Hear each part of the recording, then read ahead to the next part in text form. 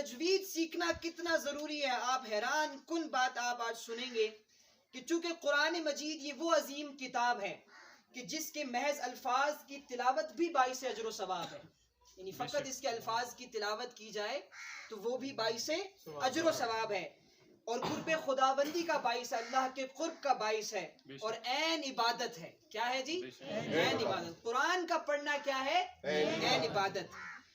اور قرآن مجید سے پختہ وابستگی کے لیے بنیادی طور پر یہ بات لازم ہے کہ اسے صحت لفظی کے ساتھ پڑھنا سیکھا جائے۔ کیسے سیکھا جائے؟ صحت لفظی کے ساتھ پڑھنا سیکھا جائے۔ آئیے آقا علیہ السلام کا فرمان سنتے ہیں اس سے متعلق۔ آقا علیہ السلام نے فرمایا، بے شک اللہ تعالی، اللہ رب العزت، بے شک اللہ رب العزت اس بات کو پسند فرماتا ہے، پھر دہراتا ہوں، بے شک اللہ پاک اس بات کو پسند فرماتا ہے کہ قرآن مجید کو اسی طرح پڑھا جائے جس طرح اس نے اس کو نازل کیا ہے۔ سبحان اللہ۔ یہ اللہ پاک کی پسند ہے، اللہ پاک کی منشا ہے کہ جیسے اس نے اس قرآن کو نازل کیا ہے، جس لب و لہجے میں نازل کیا ہے، جس زبان میں نازل کیا ہے، اسی زبان کے اصول و ضوابط اور قواعد کے ساتھ، اسی لب و لہجے کے ساتھ پڑھا جائے، یہ بات اللہ کو بہت محبوب ہے۔ یہ آقا علیہ السلام کا فرمان۔ اب قرآن مجید کا عربی لغت میں نازل ہونا، قرآن کی سورہ یوسف کی آیت نمبر 2 میں اللہ فرماتا ہے، اِنَّا أَنزَلْنَاهُ قُرْآنًا عَرَبِيًّا لَعَلَّكُمْ تَعْقِلُونَ، کہ بے شک ہم نے اس کتاب کو قرآن کی صورت میں بزبان عربی اتارا تاکہ تم اسے براہ راست سمجھ سکو، تاکہ تم اسے براہ راست سمجھ سکو۔ یہ جو آیت کریمہ اللہ رب العزت نے بیان کی، اس سے مراد یہ قرآن مجید کو عربی زبان میں اتارنے کا مقصد اللہ پاک نے بتا دیا کہ اس لیے عربی زبان میں اتارا کہ عربی جیسی فصیح و بلیغ زبان دنیا کی کوئی زبان نہیں ہے، تو لہذا براہ راست سمجھنے کے لیے تمہیں عربی میں قرآن مجید کو اتارا، اور عربی میں چونکہ اتارا تو تقاضا بھی اللہ یہی کرتا ہے کہ اسے کس میں پڑھا جائے؟ عربی میں پڑھا جائے۔ تو آئیے آگے دیکھتے ہیں کہ جب قرآن کا نزول عربی زبان میں ہوا تو لازم ہے کہ اسے عربی مخارج اور صفات کے ساتھ پڑھا جائے۔ آقا علیہ السلام کا ایک اور فرمان آئیے دیکھیے، آقا علیہ السلام نے فرمایا، قرآن مجید کو عرب کے لہجوں اور آوازوں سے زینت دو۔ سبحان اللہ۔ یعنی جیسے عربی لوگ جو جیسے قرآن کو خوبصورت آوازوں سے زینت دیتے ہیں، ویسے قرآن مجید کو اپنی آوازوں سے زینت دو۔ ایک حدیث پاک اور سنیے، بہت غور طلب۔ آقا علیہ السلام نے فرمایا، آقا علیہ السلام نے فرمایا کہ یہ جو قرآن ہے، یہ حضور کا فرمان ہے، پھر سے دہرا، یہ جو قرآن ہے، حضور فرما رہے ہیں، یہ جو قرآن ہے یہ غم سے لبریز نازل ہوا ہے۔ تو میرے امتیوں، جب اسے پڑھا کرو تو حضور نے فرمایا رویا کرو، جب تم قرآن پڑھو تو رویا کرو۔ پھر فرمایا اگر رو نہ سکو، اگر رونا نہ آئے تو حضور نے فرمایا کم سے کم رونے والی حالت ہی بنا لیا کرو۔ پھر حضور نے فرمایا اپنی آوازوں کے ساتھ اس کو نغمگی کے ساتھ پڑھو۔ کیسے پڑھو؟ نغمگی، یعنی نغمے کو جیسے گنگنایا جاتا ہے، قرآن کو اپنی آواز سے نغمگی کے ساتھ پڑھو، خوش الہانی کے ساتھ پڑھو۔ پھر آگے سنیے، آقا علیہ السلام نے فرمایا، جو شخص ہم میں سے، جو شخص مسلمانوں میں سے جو شخص قرآن کو نغمگی کے ساتھ یا خوش الہانی کے ساتھ نہیں پڑھتا، حضور نے فرمایا وہ ہم میں سے نہیں ہے۔ اللہ اکبر۔ یعنی اندازہ لگائیے، جو نغمگی کے ساتھ، خوش الہانی کے ساتھ، اچھی قرات کے ساتھ جو نہیں پڑھتا، حضور نے فرمایا اس کا میرے ساتھ تعلق نہیں ہے۔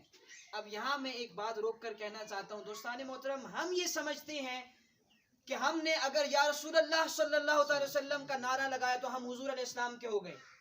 حضور یہ فرما رہے ہیں جس کو قرآن عربی لہجے میں نہیں پڑھنا آتا اس کا میرے ساتھ تعلق نہیں۔ تو ہم کہاں بیٹھے ہیں آج اس معاشرے کے اندر؟ یعنی آپ مجھے ایمانداری سے بتائیں کتنے فیصد لوگ ہیں معاشرے کے جو قرآن مجید کو تجوید کے ساتھ پڑھنا جانتے ہیں؟ کتنے فیصد لوگ ہیں؟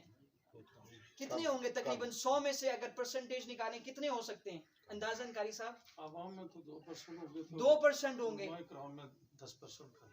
علماء کرام میں 10%، یعنی آپ اندازہ لگائیں کہ معاشرے کا 90 سے زائد فیصد طبقہ قرآن مجید کو پڑھنا نہیں جانتا۔ جب قرآن کو پڑھنا نہیں جانتا، یہی وجہ ہے دوستان محترم کہ آقا علیہ السلام کی ذات کے ساتھ تعلق کٹ چکا ہے۔ تعلق کی بنیاد فقط نعرے میلاد، یہ سب چیزیں تو جائز ہیں، لیکن تعلق کی بنیاد حضور نے جو فرمائی وہ ہے قرآن کے ساتھ تعلق۔ اگر سرکار دو عالم صلی اللہ تعالیٰ علیہ وسلم کے ساتھ تعلق بنانا چاہتے ہیں تو اس کی جو راستہ ہے وہ ہے قرآن۔ کیا ہے جی؟ قرآن۔ تو لہٰذا دوستان محترم، یہ جو مرکز علم کی کلاس ہے، اس میں آنے کا مقصد یہ ہے کہ معاشرے میں جو لوگ جن کا تعلق قرآن سے کٹ چکا ہے انہیں دوبارہ قرآن کے ساتھ جوڑا جائے، تجوید سکھا کر انہیں قرآن مجید کے علوم کے ساتھ جوڑا جائے، قرآن پڑھنا سکھایا جائے تاکہ ان کا تعلق آقا علیہ الصلوۃ والسلام کی ذات اقدس کے ساتھ جڑ سکے۔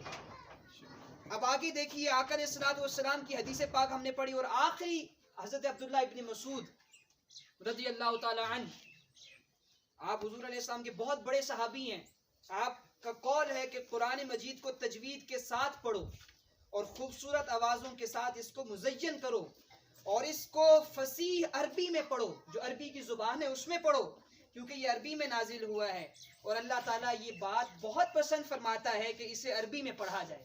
سبحان اللہ۔ اور پھر امام جزری کا قول ہے، آپ فرماتے ہیں کہ قرآن پاک شروع کرنے سے پہلے اولاً یہ بات ضروری ہے کہ قرآن پڑھنے والا حروف کے مخارج اور صفات کو جانے، یعنی قرآن کو تب تک نہیں پڑھا جا سکتا جب تک کہ قرآنی حروف کے مخارج اور صفات کو نہ جانا جائے۔ اور پھر فرمایا کہ تاکہ قرآن پڑھنے والے صحیح ترین لغات کے ساتھ قرآن پاک کا تلفظ ادا کر سکیں۔ تو یہ تجوید جو ہے، جو ہم اس مرکز علم میں پڑھنے جا رہے ہیں، آج ہم نے اس کی فقط ضرورت و اہمیت قرآن اور حدیث سے لی ہے کہ کتنی اہمیت ہے معاشرے میں تجوید کو سیکھنے کی۔